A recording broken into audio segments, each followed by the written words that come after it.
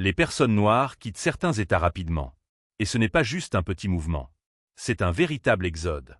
Les chiffres ne mentent pas. Et si vous faites attention à ce qui se passe autour de vous, vous avez probablement remarqué ce changement. Ce n'est pas seulement une question d'emploi. C'est une question de coût de la vie, culture, sécurité, et dans certains cas, de survie pure et simple. Bienvenue dans la nouvelle grande migration, où des professionnels noirs, des familles et des communautés entières font leurs valises pour s'installer dans des endroits qui ont réellement du sens. Si vous pensez que tout cela est une simple coïncidence, détrompez-vous. Il y a une raison pour laquelle certains États voient partir massivement des professionnels noirs, tandis que d'autres prospèrent. Certains appellent cela la liberté économique. D'autres disent que c'est une question de justice sociale. Et certains veulent simplement acheter une maison sans devoir vendre un rein. Mais quels États connaissent les plus fortes pertes de population noire? Et surtout, où vont-ils? Restez avec nous pendant que nous analysons les 10 principaux États que les personnes noires quittent. Certains d'entre eux vont vraiment vous surprendre. Avant de commencer, cliquez sur le bouton like, abonnez-vous à Virtual Travel by Brian et activez la cloche de notification pour plus d'analyses sur les changements démographiques, la migration urbaine et l'excellence noire. Laissez un commentaire sur la raison pour laquelle vous pensez que cela se produit. Allons-y.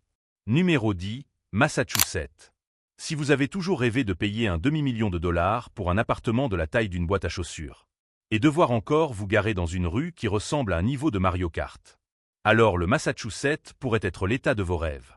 Mais pour beaucoup de personnes noires, c'est un refus catégorique. Parlons de Boston, le cœur du Massachusetts. Une ville qui réussit à être à la fois historiquement importante et incroyablement chère. Le prix médian d'une maison à Boston? Environ 800 000 dollars. Oui, vous avez bien entendu. Le loyer? Attendez-vous à payer au moins 3 000 dollars par mois pour un appartement correct. Et cela, avant les factures, les courses et le stress en regardant votre compte bancaire. Les professionnels noirs, les jeunes familles et toutes les personnes qui rêvent de devenir propriétaires au lieu de louer éternellement font leurs valises. Ils cherchent des endroits où l'apport initial pour une maison ne ressemble pas à la vente d'un organe. Et soyons honnêtes, le Massachusetts n'est pas particulièrement connu pour une forte culture noire dynamique. Oui, il a une histoire. Mais si vous cherchez une communauté noire vibrante comme à Atlanta, Houston ou Charlotte, vous pourriez être déçu. La population noire de Boston est d'environ 24%, mais malgré cela, beaucoup ont l'impression d'être des invités à une fête, plutôt que les organisateurs. Alors que faire quand le coût de la vie est très élevé et que le sentiment de communauté est faible? Vous faites comme des milliers d'autres. Vous cherchez ailleurs. Et surprise, les personnes noires quittent le Massachusetts à grande vitesse.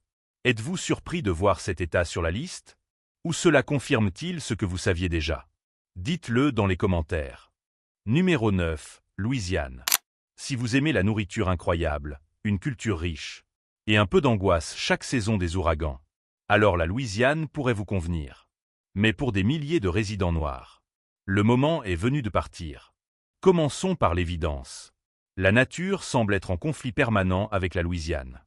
Tous les quelques années, un nouvel ouragan frappe. Résultat. Comunautés inundadas, Familles déplacées. Vies bouleversées, Katrina, Ita, Laura. Ces noms ne sont pas juste des tempêtes. Ce sont des événements qui changent des vies. Et même lorsque la météo n'est pas dangereuse. L'économie pose problème. La Louisiane dépend fortement du pétrole et du gaz. Donc, lorsque cette industrie ralentit, toute l'économie en souffre. Résultat. Emplois instables. Salaries stagnants. Difficulté à créer de la richesse.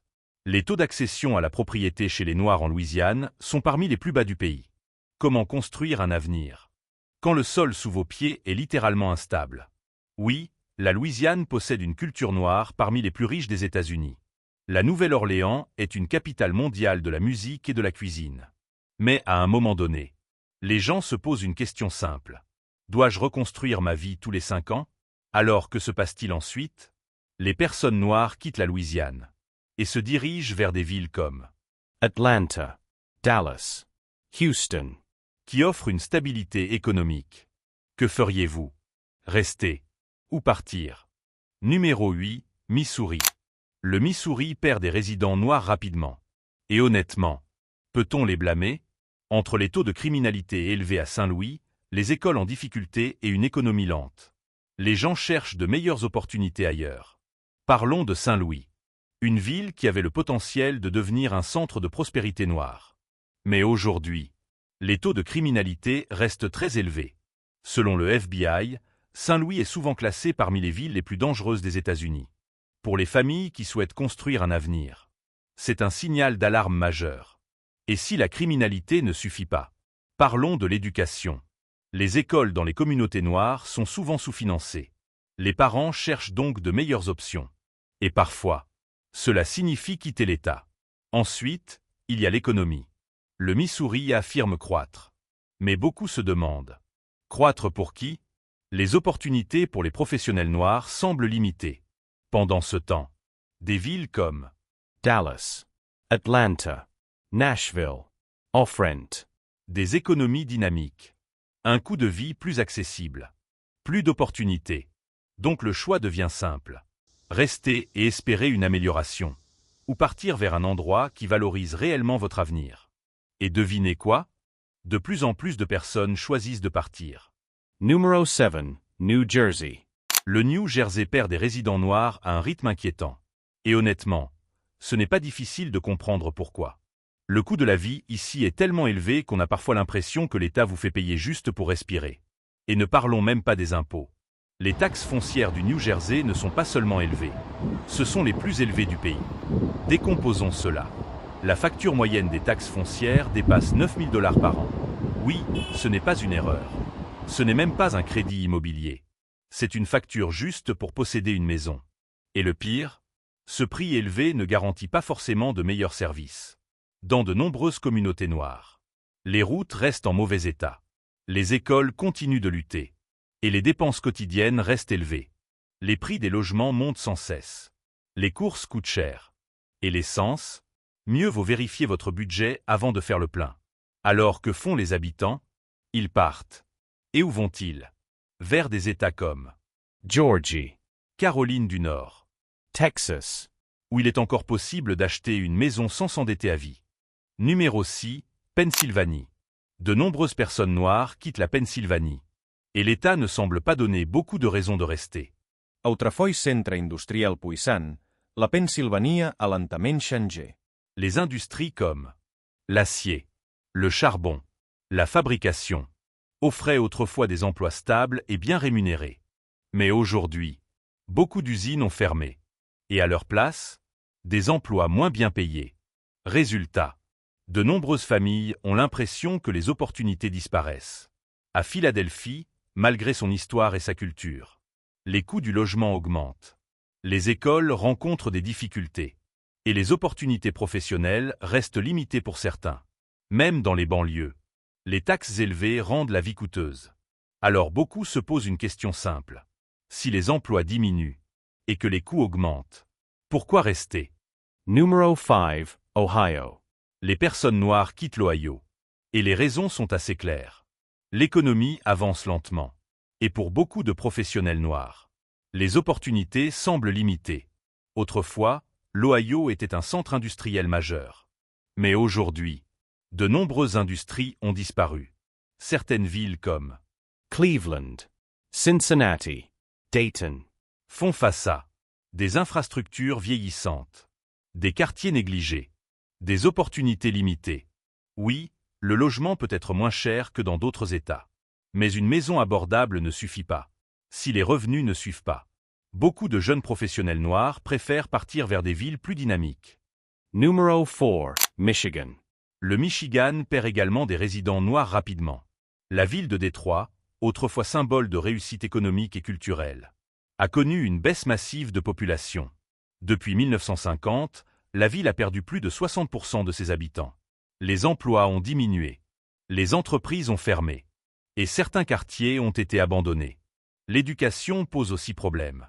Les écoles publiques ont souvent été critiquées pour le manque de financement, les classes surchargées, des performances scolaires faibles. Pour les parents qui veulent un meilleur avenir pour leurs enfants, partir devient une solution logique. Numéro 3, Illinois. Les personnes noires quittent l'Illinois en grand nombre. Et particulièrement Chicago, autrefois un centre majeur de prospérité pour la classe moyenne noire. Mais aujourd'hui, de nombreux emplois industriels ont disparu. Et pour ceux qui ne travaillent pas dans la technologie, La finance.